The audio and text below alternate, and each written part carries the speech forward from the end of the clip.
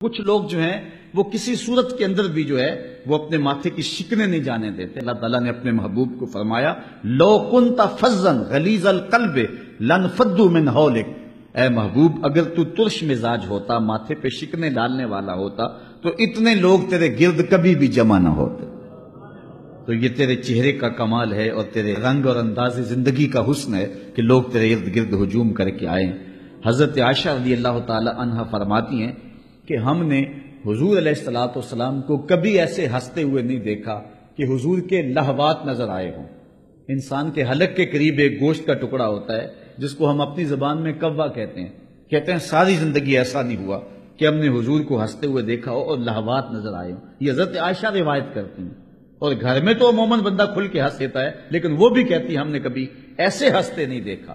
اور دوسری طرف سے ابھی فرماتے ہیں کہ ہم نے جتنا مسکرانے والا حضور کو دیکھا ہے کسی اور کو دیکھا ہی نہیں ہے، یعنی دیہک نہیں ہے، اس انتہا وہ انتہا بھی نہیں ہے۔ اور یہاں بھی یہ نہیں ہے کہ چہرے پہ شکنیں ہوں، مسکرانے کی جو درمیانی اعتدال کی کیفیت ہے وہ ایسی ہے کہ جتنا حضور مسکراتے تھے کوئی اور مسکراتا نہیں تھا۔ اور اعلیٰ حضرت فرماتے ہیں جس کی تسکین سے روتے ہوئے ہنس پڑیں اس تبسم کی عادت پہ لاکھوں سلام۔ یہ درمیان والا راستہ ہے۔ بلکہ کتب احادیث میں حضور علیہ السلام کے مزاحوں کا تذکرہ ہے، باب مزاح النبی صلی اللہ علیہ وسلم، روایات موجود ہیں کہ حضور صحابہ سے مزاح فرما لیا کرتے تھے، پھر خوش ہوتے، حضور بھی مسکراتے، صحابہ بھی مسکراتے۔ ایک خاتون آئی، کہا کہ حضور میرے لیے دعا کریں کہ میں جنت میں جاؤں، تو حضور نے فرمایا بوڑھی عورتیں جنت میں نہیں جا سکتی۔ اس نے عرض کی حضور میرے لیے دعا کریں، کہا جا ہی نہیں سکتی۔ اس نے رونا شروع کر دیا، حضور مسکرا کے فرمانے لگے جو بھی جائیں گی جوان ہو کے جائیں گی، بوڑھی نہیں جائیں گی۔ تو یہ حضور کا مزاح تھا، مزاح بھی تھا اور اس میں صداقت اور سچائی بھی تھی۔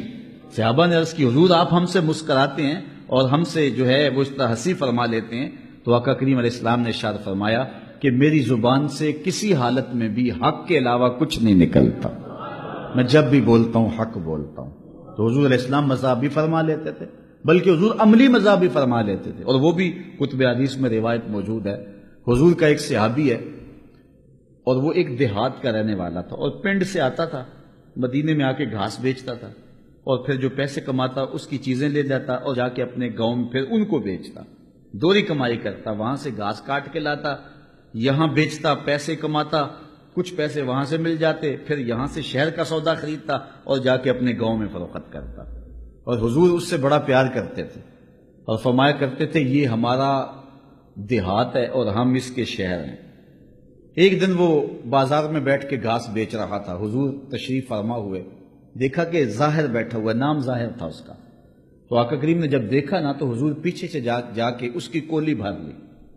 کولی بھرنا کیا ہوتا ہے کہ چپکے سے جا کے کسی کی آنکھوں پہ ہاتھ رکھ لو۔ اور یہ کیوں رکھا جاتا ہے کہ میں بوجھوں تو صحیح یہ میرا نام بوجھتا ہے کہ نہیں بوجھتا۔ ہر وقت کہتا ہے جی تم تو رہتے ہی میرے دل میں ہو، میں تمہارے سے پیار ہی بڑا کرتا ہوں، اور جی تم آئے ہو ابھی تمہاری باتیں ہو رہی تھی تو میں دیکھوں تو صحیح کہ اس کے لبوں پہ میرا نام کب آتا ہے، کتنے نمبر پہ ہوں میں۔ اس لیے بندہ کسی کی آنکھیں بند کرتا ہے کہ یہ مجھے بوجھتا ہے کہ نہیں بوجھتا، اور اس کی بھی کوشش ہوتی ہے کہ جو ہے وہ میں جلدی جلدی بوجھ لوں، وہ سمجھے کہ جو ہے وہ میں اس کے دل میں رہتا ہوں۔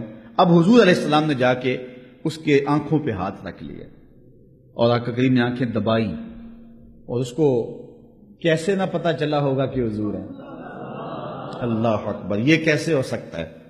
حضرت انس کہتے ہیں کہ ایک دفعہ میں نے حضور سے مصافحہ کیا تھا، حضور کے ہاتھوں کی ٹھنڈک آج تک نہیں جا رہی ہے۔ اللہ اکبر، اور آنکھوں پہ حضور کے دستے مبارک آئے ہوئے ہوں تو کیسے نہ پتا چلا ہو۔